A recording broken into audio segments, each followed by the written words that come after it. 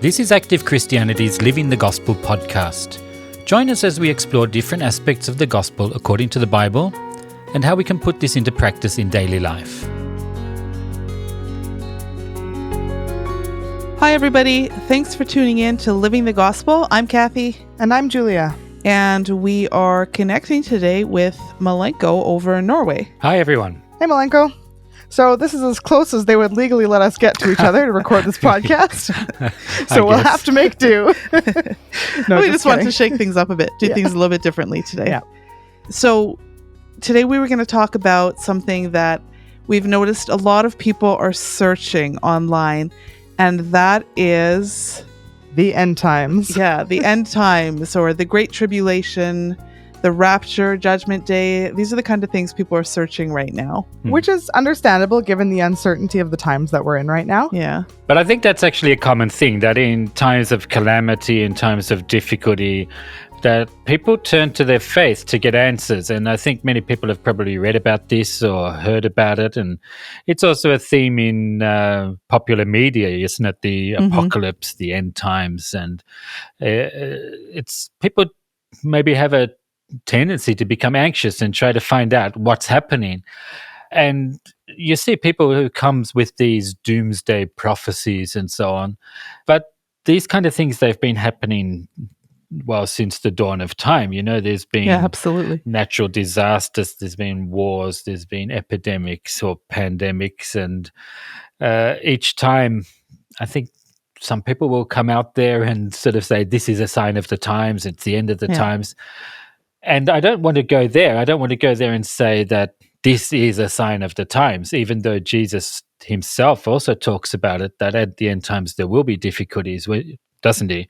He does. And I don't think we're here to say whether it is or isn't the end times.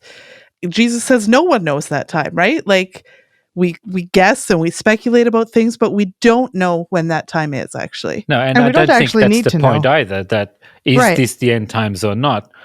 I think the thing is that we have to be ready and we have to be living a life that is worthy of our calling and worthy of Jesus' life for us. Yeah. And I can say, like, we're not by any means experts on the topic of the end times and what's going to happen at the end of days, right? We know what you know, which is what we can read in the Bible, in Revelation and Thessalonians and different places where it talks about this. That's what we know. So we're not in any way saying that we're experts or scholars on this topic. But there are some things that we can say for sure that we do know, right? And first of all, we do know that the end times is going to happen at some time. That is a reality. That's written about in the Bible, and whether that's now, whether it's in 5 years, 10 years, 50, 100, we don't know. We don't know if it's in our lifetime or not.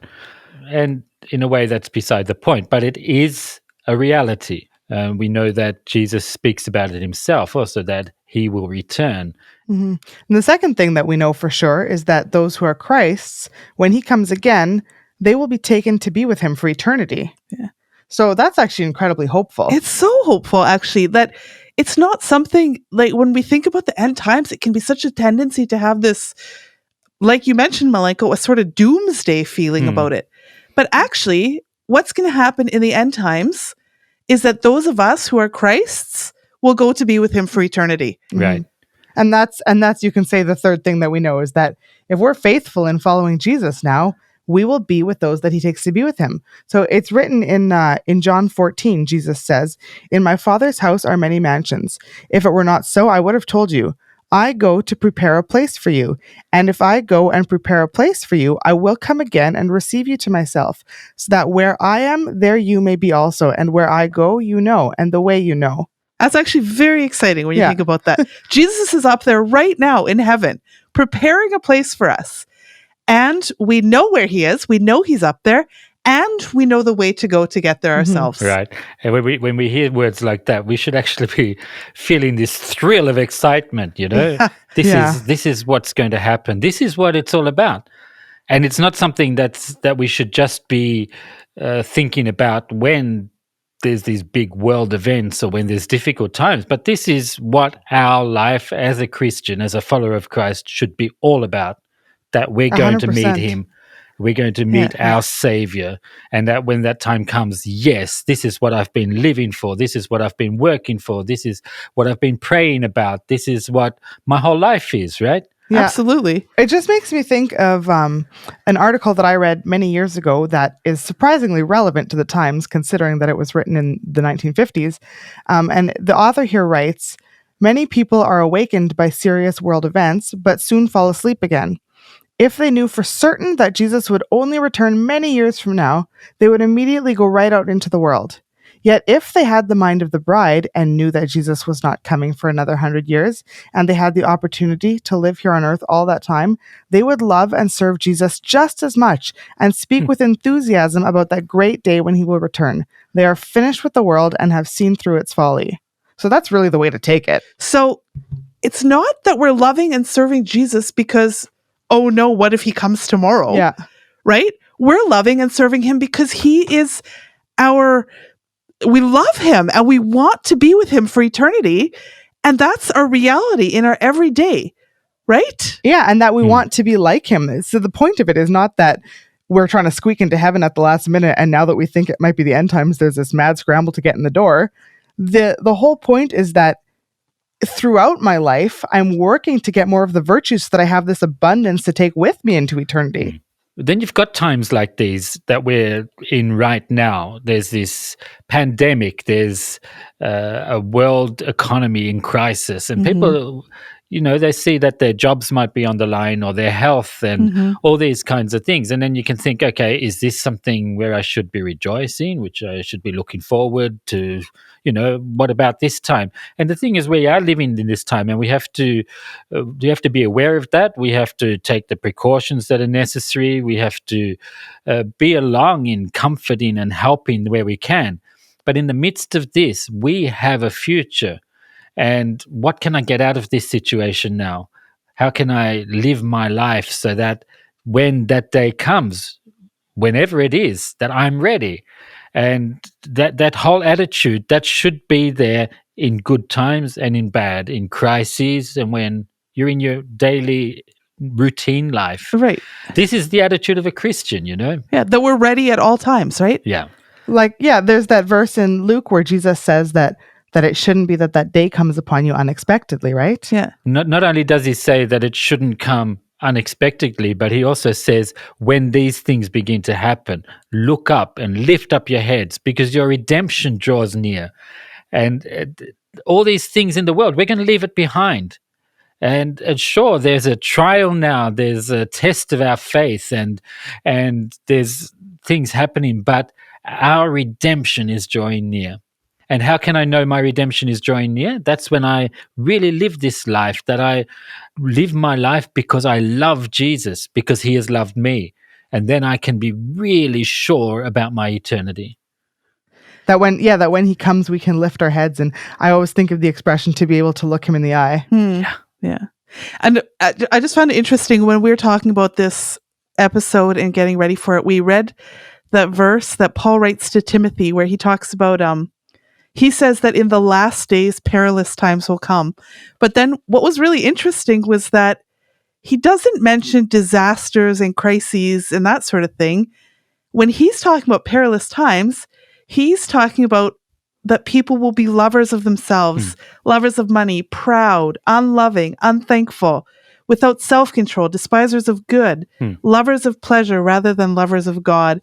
And that's what he's saying are the perilous things. Right. So that's very interesting. And that's actually a terrible disaster. That's a calamity that mankind has become like that. Yeah. And that's what we need to be saved from. When we talk about the salvation that we're getting, that Jesus came to save us, he's saving us from that which comes from human nature. Yeah, exactly. And these are the things that we need to be watching for, not in others, right? But these things I need to watch for in myself, so that when I see those things in myself, I am ready to cleanse them out. And right away, I have that firm, no, I'm not going to let this in my life because I belong to the kingdom of heaven.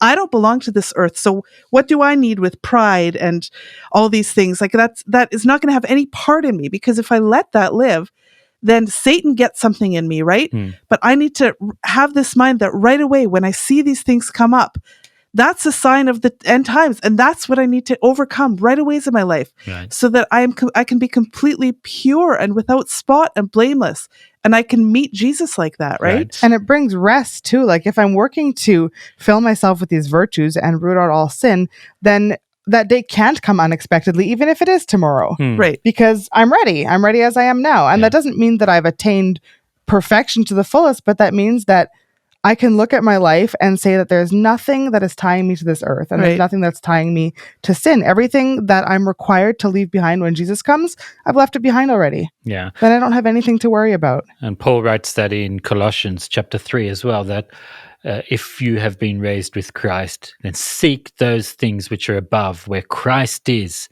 sitting at the right hand of God. For you died, and your life is hidden with Christ in God.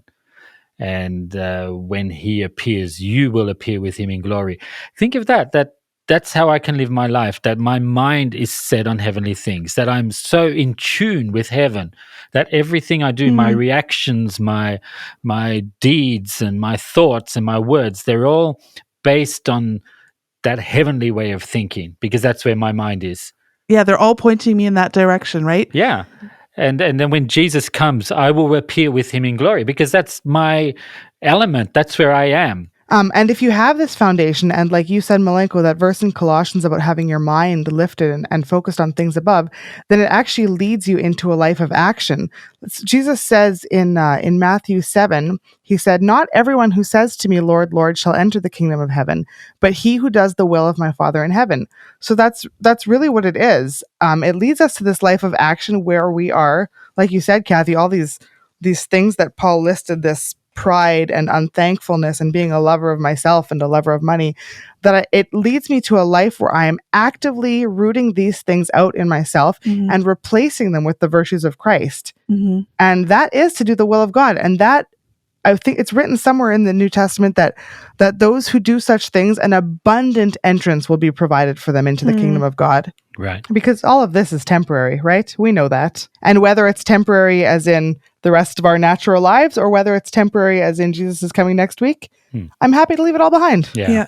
And all these human reactions that I notice from my own nature, when people say things, I'm easily offended, or I become impatient, or I become discouraged, or you can name it. There's so many different things that I get tempted to. But when my whole expectation is to be with Jesus, to be with him in eternity, to be there when he returns, then all those things, they become so not only meaningless, but they become real filth for me, that I hate them. That's really something I want to leave behind. That's something that I can now work with, so that I overcome that, and that instead I'm filled with the virtues, which is Jesus' nature, so that when he comes, I am a citizen of heaven. I belong there. And that's incredible when we think about that, that we can live that kind of life. And just on that note, I was just thinking of what was written there in 2 Peter 3. It talks about that the whole earth will, be melt away with fervent heat on the day of the Lord. And then it says in verse 11, "Therefore, since all these things will be dissolved, what manner of persons ought you to be in holy conduct and godliness?" And that's a real exhortation. I know that the world will be dissolved. It's nothing that I can build on. Everything that's here, all that is so natural for us to build on, that's all going to go. But what's going to remain? That's the kingdom of heaven. And then it says here that looking for and hastening the coming of the day of God, because of which the heavens will be dissolved, being on fire, and so on. And then it says, "Nevertheless, we, according to his promise, look for a new heavens and a new earth in which righteousness dwells." And that's something to look forward to. And whatever happens here on earth, the big events, the small events, the routine things, everything should work together for me, that I am living for this, that my citizenship is in heaven, and that I'm looking for this new heaven and a new earth where I will dwell in righteousness. Yeah. And I thought about that. Jesus taught us to pray in the Lord's Prayer, your kingdom come. He taught us to pray that. So we need to live in that spirit, like eagerly waiting for when Yeah. we can join him there in that kingdom. That we're looking for it, hastening that day, you know. This Yeah. is what we wanted. We want to have this. Yeah. And just going back to what was read there before in John, where Jesus said, in my Father's house are many mansions. I go to prepare a place for you. And then I thought too, actually in that article that Julia read a little bit farther on, he quoted the verse in 1 Corinthians 2, verse 9, that says, eye has not seen, nor ear heard, nor have entered into the heart of man the things which God has prepared for those who love him. So we don't know what it is, but we know that it's going to be beyond anything we can imagine. And I was just thinking too, like, this isn't anything that you need to be afraid of if you're thinking in terms of, do I have enough time left to do what I need to do to be ready? One thing that I always think of is that all that God requires of you is that you're faithful in this moment. So while a whole long life of putting sin to death and gaining more and more of the virtues is awesome, and the more you can take it to eternity, the better, it's also true that if I start now and I'm faithful from now on, no matter when that day comes, I will be judged righteous. Right. So there's no panic of, oh, I need X number of years or it's not going to work out, or there's no ranking system. It's if you're faithful and your heart is to please God, then you will be brought along into the kingdom of heaven. That's just how it is. Yeah. So there's nothing to be afraid of in any way. Yeah. Then you belong there. I Exactly. belong there. Exactly. That's actually something incredible. Mhm. I belong to the kingdom of heaven. I don't belong to this earth. So that's something to really live for. Yeah, that should be our life. That's the only life that's worthy of a Christian, a follower of Christ. Yeah. When we think of what he did for us. Absolutely. And then not just that I have that abundant entrance into the kingdom of heaven, but that even here on earth, I have just peace and rest. Yeah. Even in a Right. time like this, I don't even ever have to come out of rest. Yeah. I have the kingdom of heaven actually within me Yeah. here already. Yeah. No matter what happens to me here, I can have that peace and rest. Yeah. That's It's an that's incredible amazing. life. Yeah. Yeah. And Malenko and Eunice recorded an episode called Our Time is Our Life. And that actually goes very well along these lines. So I would encourage you to go back and listen to that podcast episode as well, because that talks again about using your time to your maximum benefit. So all the different things that happen in our life, they should all give us content that's worthy of eternity. Yeah. And if you think this episode was helpful and encouraging, just share it with others who might also need some encouragement in this time, and that we can really be along in sharing the good news and the hopeful gospel that we have. It's fantastic. Yeah. So on that note, I think we'll finish here. So thanks very much. I think this was a really edifying conversation. I think so too. So thanks, Yeah. Malenko, and thanks everybody for joining us and listening in. Yeah, absolutely. Yes, thanks. And we'll talk to you next time. Goodbye and stay safe. Stay safe, Yes. everyone. Bye.